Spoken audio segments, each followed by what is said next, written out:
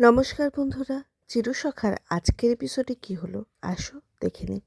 তবে সবার আগে চ্যানেলটাকে সাবস্ক্রাইব করে দিয়ে যাও আর নিচে দেওয়া বেল আইকনটা ক্লিক করো যাতে তোমাদের কাছে রেগুলার আপডেটস চলে যায়। অবশেষে জ্ঞান ফিরেছে বাবিলের। মিডিলের কথা মতো তাকে দেখতে গেছে কমলিনী। কমলিনী খুব ইমোশনাল হয়ে পড়লে কৃষাণু ওকে সামলায় এবং বলে যে এটা হসপিটাল, এখানে এত কান্নাকাটি করবেন না।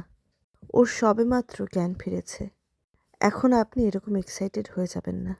কমলিনী বাবিলের মাথায় হাত বুলিয়ে দিলে বাবিল চোখ খুলে কমলিনীর দিকে তাকিয়ে মা বলে ডাকে।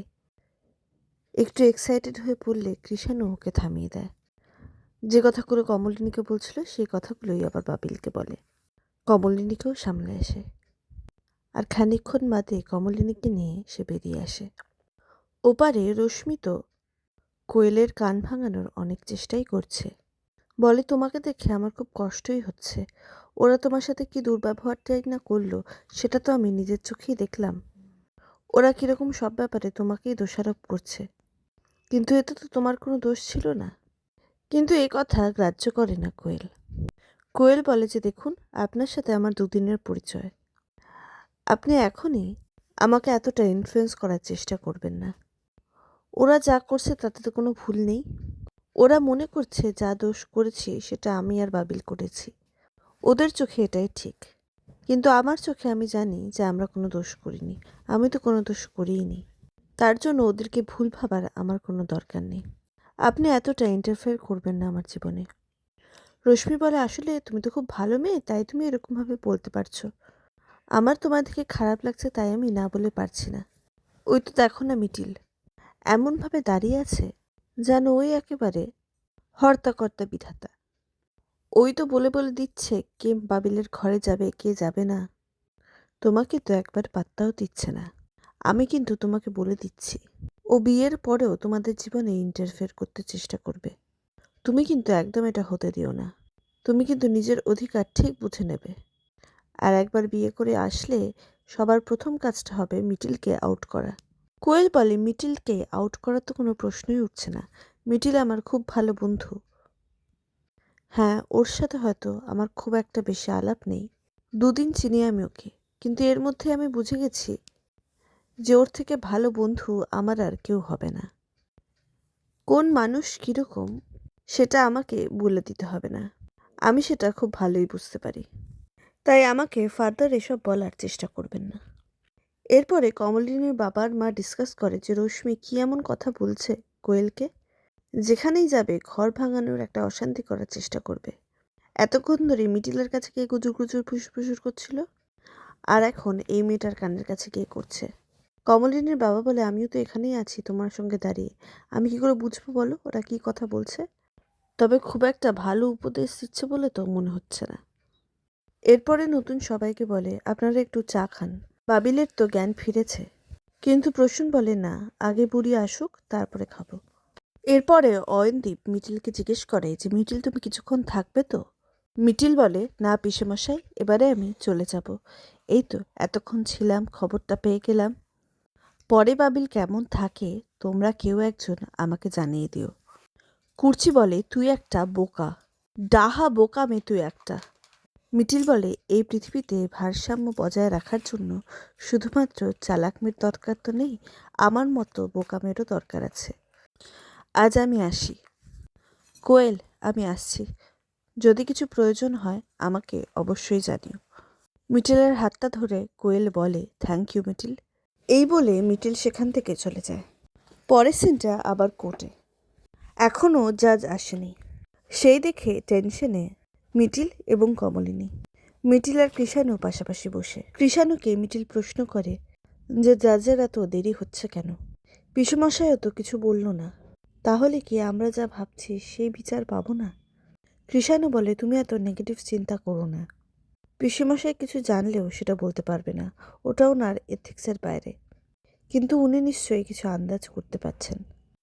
আমরাও তো আগের দিন জাজের কথা মতো কিছু একটা আন্দাজ করতে পারছি। এসব ব্যাপারে একটু সময় লাগে, তাই তুমি এত ভেবো না। এরপরে মিটিল কৃষাণুকে প্রশ্ন করে যে, তুমি কি বলেছো তোমার বাড়ির লোককে আমার এই ব্যাপারটা? সত্যিই কি বলেছ? কৃষাণু বলে যে হ্যাঁ বলেছি, তুমি একদম নিশ্চিন্তে থাকো। মিঠির বলে ওরা যে কি ভাবছে আমার বিষয়ে আমি তো সেটা বুঝতেই পারছি না। কৃষাণু বলে তুমি এখনো আমার বাড়ির লোকেদের চেনোনি, খুব শিগগিরই তোমাকে নিয়ে যাব। ওরা কিচ্ছু মাইন্ড করছে না। মিটিল বলে তবু ওনাদের তো একটা এক্সপেকটেশন ছিল, আমার থেকে অনেক ভালো কাউকে পেতে পারতো। কৃষাণু বলে তার মানে তো তুমিও আমার থেকে অনেক ভালো ছেলে পেতে পারতে, আমিও তো তোমায় ডিজার্ভ করি না। এ কথা শুনে কৃষাণু রাগ করেছে বুঝতে পেরে মিটিল বলে রাগ করো না। কৃষাণু বলে তুমি তো রাগ করানোর মতোই কথা বলছো, এখনই সব ভুলভাল কথা বলো না, যে কাজে এসছো সে কাজটাতেই মন দাও। পরে কমলিনী নতুনকে ওই একই কথা জিজ্ঞেস করে যে জাজ তো এখনো এলো না, এসব কেসে তো শুনেছি শেষ মুহূর্ত অবধি ডিসিশন চেঞ্জ হয়ে যায়, এখনো আসছে না, কি ব্যাপার বলো তো। নতুন বলে যে তুমি এখন থেকেই এত ভুল ভেবো না, দেখবে সমস্তটা ঠিক হয়ে যাবে। অয়নদীপের কথা বলতে গিয়ে কুর্চি বলে ও যে কি ওকালতি করে আমি ঠিক বুঝতে পারি না, ও কি এতক্ষণে কিছুই জানতে পারেনি, আমাদের এত টেনশন হচ্ছে বুঝতে পারে না, কিছু ইঙ্গিত দিতে পারছে না আমাদের। কমলিনী বলে ও হয়তো টাইপিস্টের কাছেই দাঁড়িয়ে আছে দেখো। নতুন বলে কুচি তুমি যেটা চাইছো সেটা আনডিউ অ্যাডভান্টেজ আর আনএথিক্যালও বটে। কোনো জাজই আগে থেকে তার জাজমেন্টটা কাউকে বলে না, আর এই কথাটা খুবই গোপনীয় একটা কথা। জাজ নিজের জাজমেন্টটা টাইপিস্টকে বলবে, টাইপিস্ট সেটা টাইপ করবে, তারপরে একটি খামে সেটাকে সিল করে দিয়ে কোর্টরুমে নিয়ে আসা হবে। এরপর সেই এনভেলপ থেকে রায়টা বের করে জাজ পড়বে সকলের সামনে। হ্যাঁ, টাইপিস্ট হয়তো একটা আভাস দিতে পারে কিন্তু সেটাও আনএথিক্যাল। কমলিনী বলে যে কই ক্রিমিনালগুলোকে তো দেখতে পাচ্ছি না। নতুন বলে যে না ওরাও আসবে, ওদেরকে পুলিশ এসে প্রেজেন্ট করবে। কমলিনী বলে জানো তো আজকে যদি রায়টা আমাদের পক্ষেও যায় তবুও ওরা যখন ছাড়া পাবে ওরা কিন্তু মিঠির ওপরে প্রতিশোধ নিতে চাইবে। নতুন বলে প্রতিশোধ নিতে চাইবে বলে কি আমরা কম্প্রোমাইজ করে যাব, বিচার পাওয়ার আশা করব না? অন্যায় করলে সেটার প্রতিবাদ করতে হয়, এরকম মানসিকতা থাকলে অন্যায়ের প্রতিবাদই করা যাবে না। ইতিমধ্যে অয়নদীপ এসে গেছে। ওর সঙ্গে থাকা উকিল অয়নদীপকে বলে আপনার পরিবার তো উদ্বিগ্ন হয়ে বসে আছে, ওনাদেরকে কিছু জানিয়ে আসুন। অয়নদীপ বলে যে না এটা আমার এথিক্সের বাইরে, এই সূক্ষ্ম সূক্ষ্ম জিনিসগুলো শিখে রাখবে, তাহলে দেখবে ক্যারিয়ারে উন্নতি হবে।